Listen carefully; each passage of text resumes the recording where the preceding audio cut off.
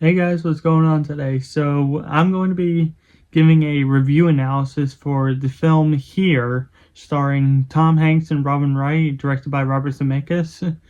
And I will say this was one of my most anticipated films when the trailer released, because I was so drawn to the idea of a journey through time with one frame or one camera angle the whole time, and figuring how would they do that, because I figured it would just tell the story linear in like one line of story, in which we would go through each of the lives of all the families that lived in this house, in which I will have to go into a couple spoilers for that, but other than that, let's get on to the review.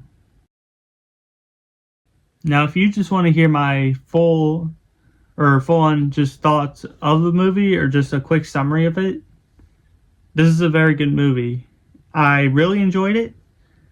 Could be a little slow at times, but I think that works in its favor to take in the slow moments to help process the story throughout.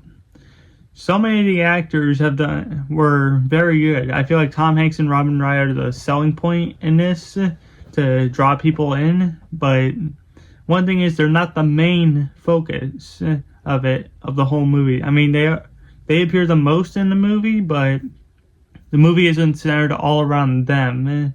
It does center on a couple other families that lived in this house, but each family story in this house is we'll jump through. If you just want my full or quick summary of this movie, this is a very good movie. I thought it was very good. Can be a little slow at times, but I think that works in its favor to help build the characters out and flesh them out more and more, in which it does really work in its favor, in my opinion. I know a lot of people are torn on this movie, or some hate it, saying it's a little slow. But I think that's the majesty of Robert Zemeckis' storytelling in this film. Even though Tom Hanks and Robin Wright are the selling point in this movie to bring people into the theater, they are the main family in this house, but it will cut back to other families in this house, say like an aviator pilot and his wife and his child, a family of 3 who are around this time in our time period in the house, and then the main point with being Tom Hanks and Robin Wright, which I believe takes place 80s 90s, if I'm correct.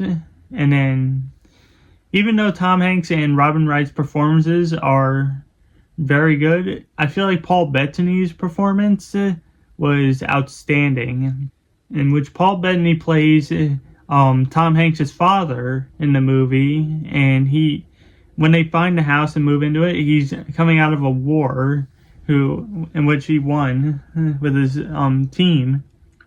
But then you see he slowly starts to really lose his patience with his family, in which turns to alcohol and cigarettes. But then when something happens to a certain character, he does change his way, in which it really does help you flesh out his character. Even though he starts off as not a very good father figure, he does change his way to become better for the certain character. But in which, as the movie goes on, you see more and more of him as he's aging, in which I feel like his performance is very good. Another thing I should bring up is how the effects work. I thought the makeup de-aging was very, very good, especially on Tom Hanks and Robin Wright. With how old they are getting, they look seamlessly young when they're first introduced. Like, I could tell that's Tom Hanks from the voice, but you cannot tell him from the look. Honestly, they did a really good job with this makeup, and I do feel like it could be Oscar worthy if the Academy does recognize this movie a little bit, but I'm not sure how much it will due to how much it's not getting won over by audiences, but I'm really hoping this can get a makeup nomination because it looks stunning. And speaking of the one camera angle and scene, like all in the living area, it does work in its favor, as you see with how each family has changed in this house and how much this house has changed because of each family. Even there are shots where where it's like, say it's like Tom Hanks and Robin Wright's family, and it's like a party they're having at Halloween, and then up in the top of the screen you'll see like a little box where it's from another family or character's time, but it's in that same frame, an area where the living area is for Tom Hanks and Robin Wright's character. And I thought that was a very neat effect. There are times where they'll show like little boxes of items in a certain place in the living area, in which it'll have one time frame or time area where it is different, and then like all around the screen they will have like little boxes of objects in that living area that were there in periods before or after. And I thought that was a very interesting effect with how they could film this. And speaking of which, I will have to go into spoilers for this, so if you do want to watch this movie or would not like to know what happens in the end, I recommend going to this time frame in it to find out what will happen, to avoid the spoilers. But in 3, 2, 1, you have been warned.